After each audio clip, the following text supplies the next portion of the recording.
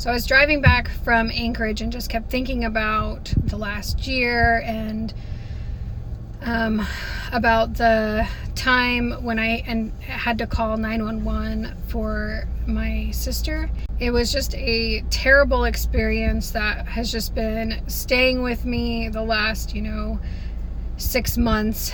And I thought maybe if I talked about it, it wouldn't be, it's very therapeutic to talk about things. So you might as well just put it on YouTube for the whole world to see.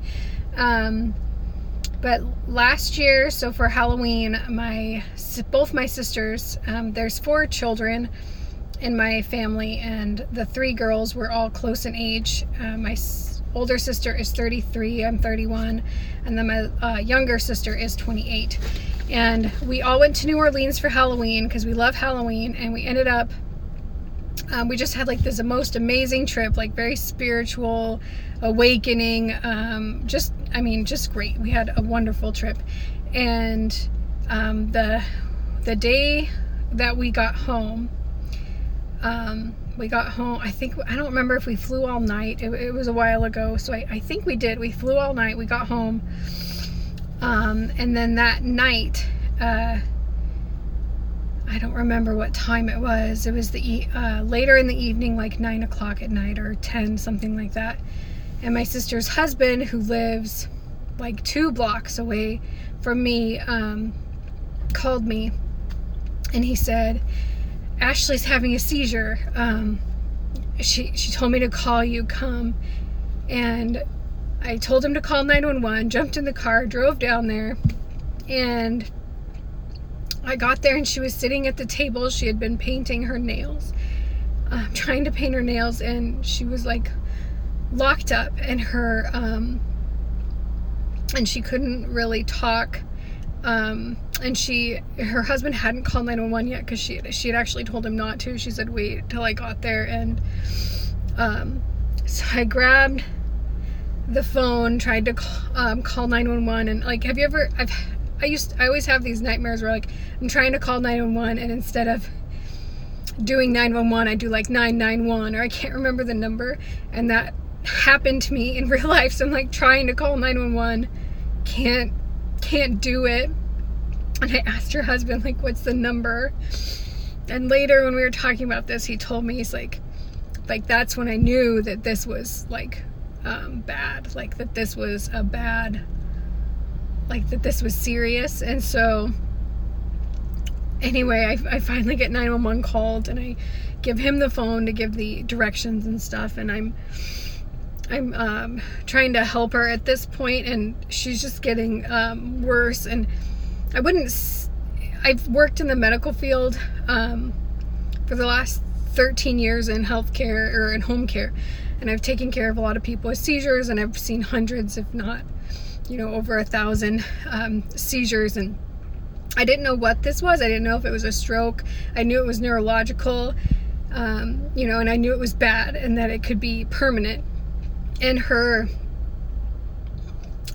so she was locked up, and then she started this tongue clicking, which progressed to her tongue hanging out of her mouth and doing this. And then her hands were locked like this, one side worse than the other. They were curled in.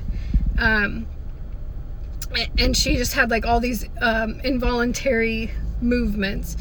So I'm holding her head up because she can't hold it up, and it's jerking everywhere.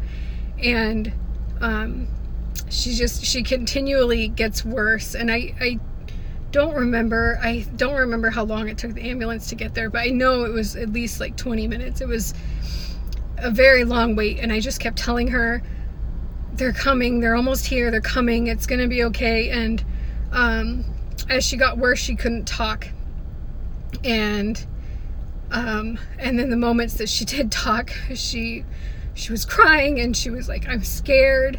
And so then she got to the point where she couldn't talk, and her breathing I didn't know if she was gonna stop breathing. She was so shallow and quiet, and I had to keep like waking her up. So I'm holding her airway open, and I keep waking her up, and I'm like prepared. I'm like, okay, if I have to do 911, I'm gonna get her on the ground, and I'm just, you know, I'm gonna do it. And I was just all ready. And so finally the EMS gets there, and this girl,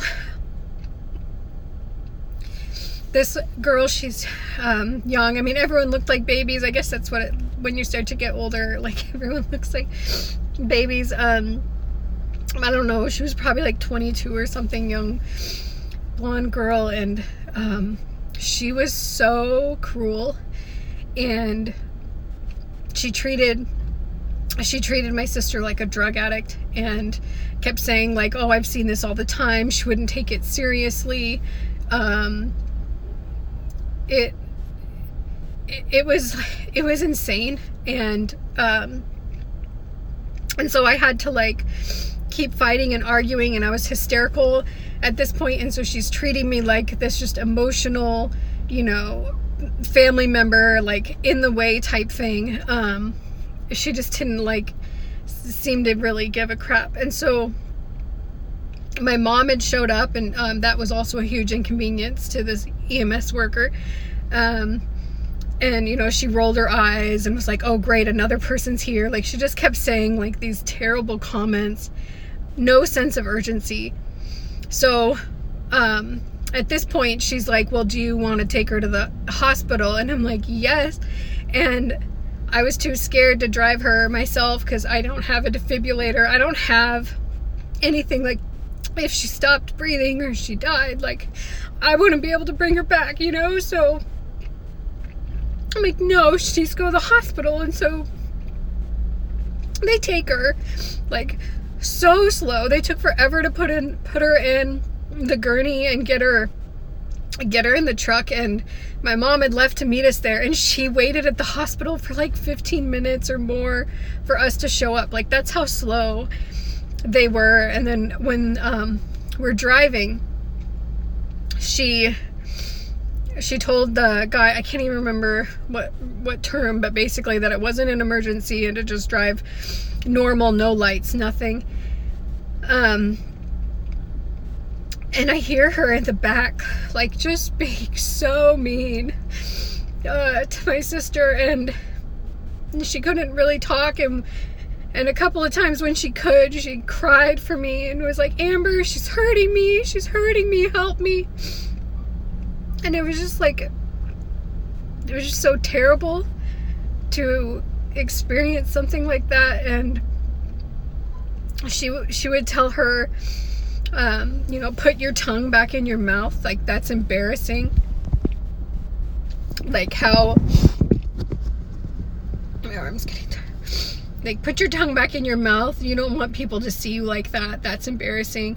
And just the way she said it was so mean.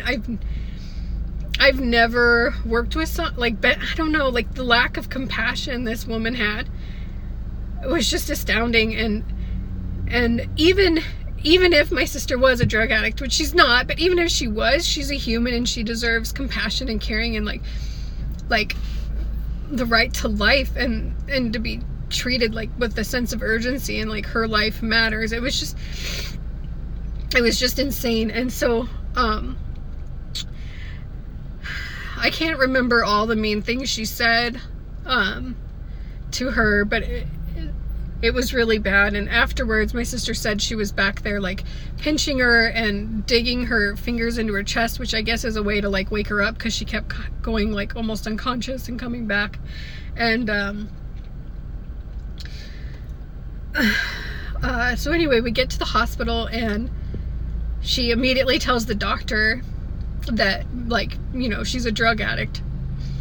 And I had to like say, no, she's not. Like, something's wrong with her. You guys need to treat her and all of this stuff. And what it ended up being after a little bit, and the doctors started to be nicer. The nurse at the hospital was a lot nicer.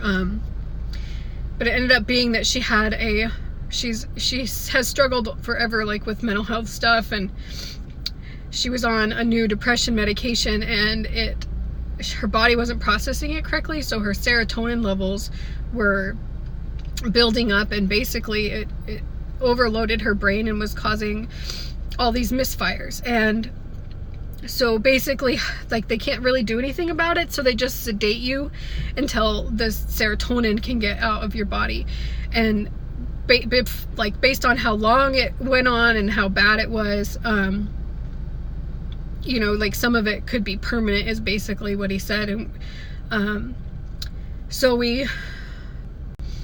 I forgot to mention that some of the other just really hard parts were, so she has a baby, and he's bawling and he's crying, right? And her husband's holding the baby, and then her 5-year-old son is in the basement, and he's awake, right? He can hear everything and the lights, and he saw her get loaded up in the ambulance. And when my sister before they took her, and one of the moments she could talk, she told her husband, like, I remember, like, take care of James, her baby. And the way she said it was like, you know, I'm gonna die. Like, she thought, because she knows too, like, she's a caregiver too, and she thought, like, for sure, like, she had permanent, like, neurological damage. So anyway, she's home, and she couldn't really talk. I don't remember, for a couple of days, and all she wanted to do was watch like, these fantasy movies that she loves, or she's seen a bunch of times, like Lord of the Rings, and she would just, like, say little lines from the movies, like, mostly incorrectly. She didn't make any sense. Her baby kept he didn't understand, and he would, like, hold on her and, like, do this kind of stuff with his head, because, like, he would see her do it. And for a couple of days, her hand was still, you know, like this, and we didn't know, like, if we just had to wait. Basically, you just had to wait and see if any of it was permanent. And luckily none of it was. She's fine, except for that, you know, terrible experience, which she had to relive after she could talk. And she said how terrible it was being trapped in your body and not being able to talk, and being treated that way, and being hurt. And I don't know, it was just the most terrible experience. And when, like, if you work in the medical field, or you work with people, like, being compassionate is, my arm is getting tired. Being compassionate is so, like, important, and remembering that every person's life matters, and every person has someone that loves them. Or it's just crazy to me, if you work in the medical field and you don't care for people. I don't even know. And I'm just so glad my sister's okay. And but what she had to go through, it's just,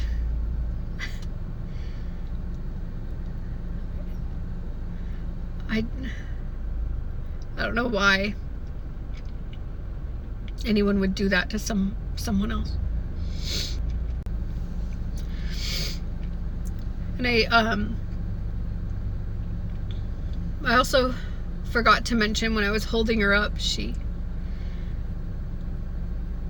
at points when she was, like, going unconscious, she was, like, my whole arm was just, like, covered in drool, and she was just, like, laying on my arm, and I was trying to hold her airway open. And it's just, like, all these things, like, and I'll just be driving, and then I'll think about them again, or picture, like, that happening, and thinking she's gonna die. And I don't know, it was a traumatic experience, to say the least.